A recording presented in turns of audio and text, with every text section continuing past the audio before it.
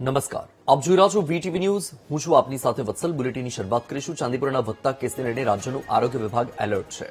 ચાંદીપુરાની સ્થિતિની સમીક્ષા કરવા માટે ગાંધીનગરમાં બેઠકનું આયોજન કરવામાં આવ્યું છે. રાજ્ય આરોગ્ય મંત્રી પ્રફુલ્લ પાનસેરિયાની અધ્યક્ષતામાં બેઠક હતા, ક્યાંથી આવ્યા હતા, પ્રવાસ કર્યો હોય એ દરમિયાન જે સ્થળે રોકાણા હોય ત્યાં પણ દવાનો છંટકાવ અને માખી નાશ કરવા માટેના કીટક જંતુનાશક દવાઓનો છંટકાવ સતત શરૂ છે. ગયા વખતે 2024માં કુલ 61 જગ્યાએ આપને આ ચાંદીપુરા વાયરસના દર્દીઓ મળ્યા હતા. તે બધી જગ્યાએ પણ અમારી ટીમ અને આરોગ્ય ટીમ દ્વારા સતત એનું મોનિટરિંગ થઈ છે. ત્યાં પણ પેશન્ટ ન હોય અથવા તો માખી અગાઉની હોય અને જો એ હોય અને કરડે તો કોઈને તકલીફ કે આ રોગ ન થાય એટલા માટે ત્યાં પણ અમારી ટીમ બધું જ સર્વે કરીને કર્યું છે. જે વિસ્તાર કે જે ઘરમાંથી પેશન્ટ મળ્યું છે, હોસ્પિટલમાં દાખલ કર્યા છે, પછી આજુબાજુના વિસ્તાર કે પોતાના ઘર કે આજુબાજુમાં કે બીજી વાર પેશન્ટ રિપીટ નથી થયું.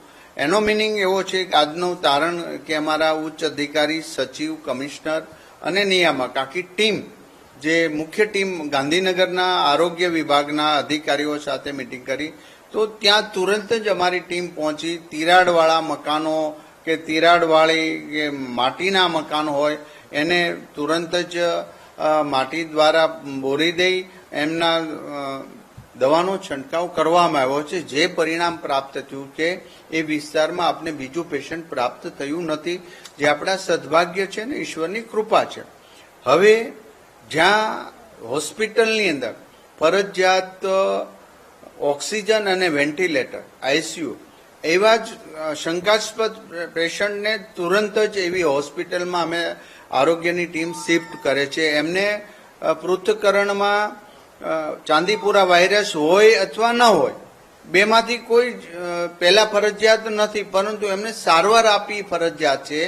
તો પહેલા તો અમે શંકાસ્પદ કેસને પૂરી સારવાર માટે ઓક્સિજન, વેન્ટિલેટર અને તમામ સુપર સ્પેશિયાલિસ્ટ ડોક્ટરો એની કેર કરે એ હેતુ છે. મેડિકલ એસોસિએશનની પણ, ઇન્ડિયન મેડિકલ એસોસિએશનની પણ અમે એમની સાથે અમારા વિભાગ રોજની સંપર્ક કર્યો છે. તમામ પ્રાઇવેટ હોસ્પિટલો, ચાઇલ્ડ સ્પેશિયાલિસ્ટ બધાને સાથે આરોગ્ય વિભાગ સંકલન રાખી રહ્યો છે, જેથી કરીને કોઈ પ્રાઇવેટ હોસ્પિટલમાં આવે તો પણ એનું સંકલન ગવર્મેન્ટ દ્વારા થઈ શકે.